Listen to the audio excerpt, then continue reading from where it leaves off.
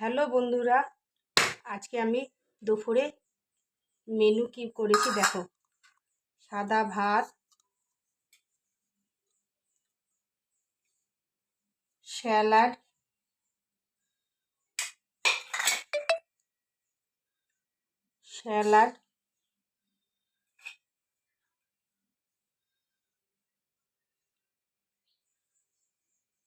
লেবু, পটল ভাজা,